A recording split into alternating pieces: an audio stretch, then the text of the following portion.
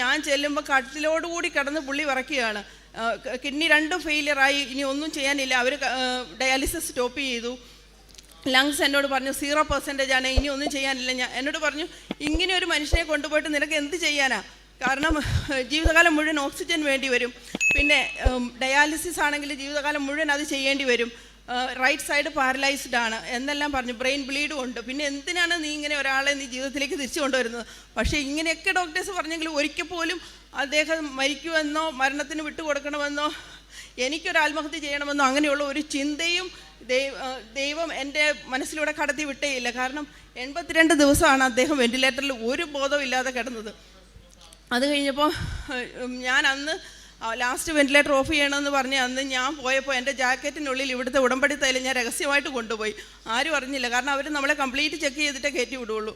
അത് കഴിഞ്ഞിട്ട് ഞാൻ ടോജോയുടെ അടുത്ത് ചെന്ന് ടോജോയുടെ കയ്യിലും നെറ്റിയിലും എല്ലായിടത്തും ഏതൊക്കെ ഓർഗൻസാണോ മോശമാണെന്ന് പറഞ്ഞു അവിടെ എല്ലാം ഞാൻ ഈ തൈലം പുരട്ടി പ്രാർത്ഥിച്ചു. അപ്പോൾ അന്ന് ഡോക്ടേഴ്സ് എന്നെ വിളിച്ചിട്ട് പറഞ്ഞു, ഇനി ഞങ്ങളൊന്നും ചെയ്യാനില്ല.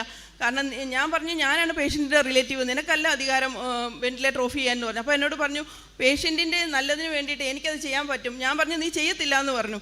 അത് കഴിഞ്ഞപ്പോഴത്തേക്കും ഞാൻ അവിടെ നിന്ന് കസേര എടുത്ത് കൺസൾട്ടൻറ്റിനെ അടിക്കാൻ വരെ തുടങ്ങി. ഞാൻ പറഞ്ഞു, കാരണം അങ്ങനെ ഒരു മാനസികാവസ്ഥയിൽ നമ്മൾ അതല്ല അതിലപ്പുറം ചെയ്തു പോകും.